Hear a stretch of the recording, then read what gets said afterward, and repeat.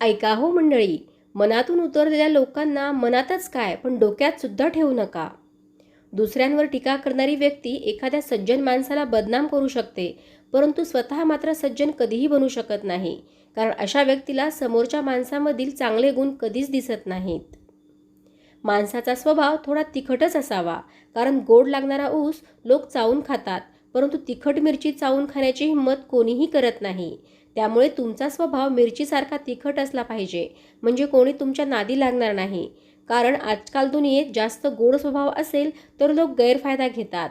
म्हणून स्वभाव थोडा तिखटच ठेवा, म्हणजे लोक बरोबर हिशोबात राहतील. आपल्या हातून होणारी चूक हे आयुष्याचे एक पान आहे, पण नाती म्हणजे आयुष्याचं पुस्तक आहे.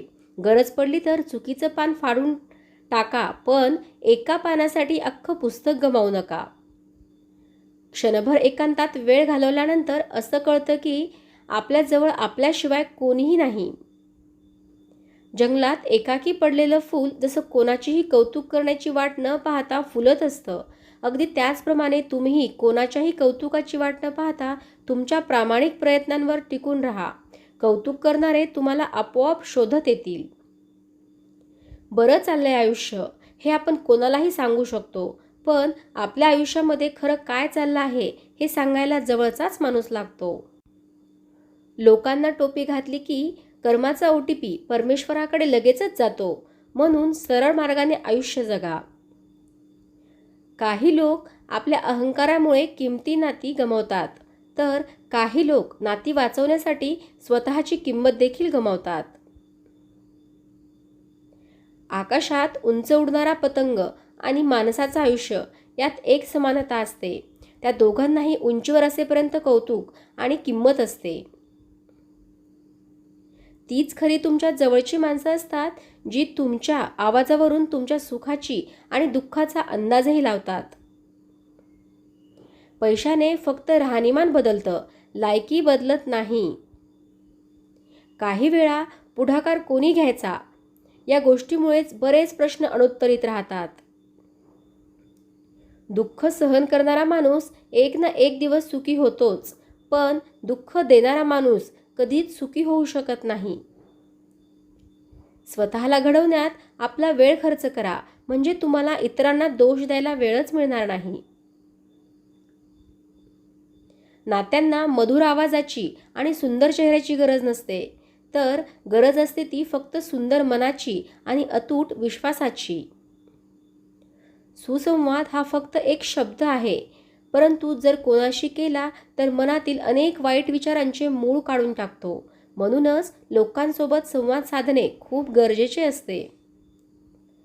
जीवनामध्ये कोणाचाही स्वभाव ओळखायचा असेल तर त्याला फक्त एवढंच विचारा, माझी मदत करशील का?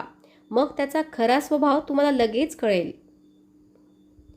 सवडीने आणि आवडीने बोलणाऱ्यांमध्ये खूप फरक असतो. यशस्वी माणूस होण्यापेक्षा उपयोगी पडणारा माणूस होण्याचा प्रयत्न करा. तुम्ही नक्कीच एक दिवस यशस्वी व्हाल.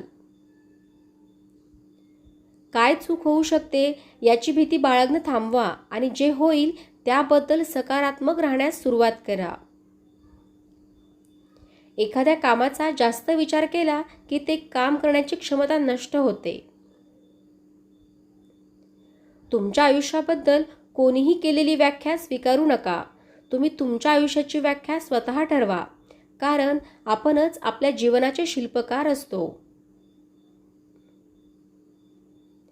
काय आहे ते स्वीकारा, काय होतंय ते विसरा आणि काय होईल यावर विश्वास ठेवा. मित्रप्रेम हा असा खेळ आहे, जीव लावून खेळला तर दोघे पण जिंकतात आणि एकाने माघार घेतली तर मात्र दोघे पण हारतात. कोणीतरी फुलाला विचारलं, झाडावरून तोडले तेव्हा तुला वेदना झाल्या नाहीत का?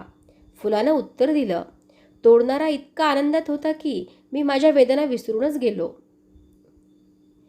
आपल्यामधील विश्वास हा पर्वतालाही हलवू शकतो, परंतु आपल्या मनातील शंका आपल्यासमोर पर्वत उभा करतात. आयुष्यामध्ये नेहमी आदर्श बनण्याचा प्रयत्न करा, पण मी आदर्श आहे हे सिद्ध करण्यामध्ये स्वतःची अमूल्य वेळ वाया घालवू नका. माणसाजवळ पोथ हवी, ऐपत हवी, आणि दुनियेला ठोकरण्याची जिगर हवी. मग दुनिया तुमचे कौतुक केल्यावाचून राहणार नाही. कधी कधी माणसाला दुखवण्यापेक्षा शांत राहिलेलं चांगलं असतं. चेहरे ओळखता येत नाहीत आणि स्वभावसुद्धा ओळखता येत नाही, कारण दिसतं तसं अजिबातच नसतं. प्रत्येकाच्या मनामध्ये काहीतरी वेगळंच असतं, मात्र माणसाची कृती सर्व काही दाखवून जाते. आयुष्यामध्ये जर काही शिकायचं असेल तर कठीण परिस्थितीमध्ये सुद्धा शांत राहायला शिका. छोट्या छोट्या गोष्टीत समाधान मानून हसायला शिका. आपण कसे बोलावे हे शिकवण्यासाठी कोणताही वर्ग किंवा क्लास नसतो, पण आपण ज्या पद्धतीने बोलतो त्यावरून आपला वर्ग किंवा क्लास निश्चितच ठरत असतो. चेहरा कितीही सुंदर असेल, परंतु जीभ कडू असेल तर लोक तोंड फिरवून घेतात. असामान्य माणसाची 3 लक्षणे असतात. तो चुकीचे काम करत नसल्याने त्याला कोणतीही चिंता नसते.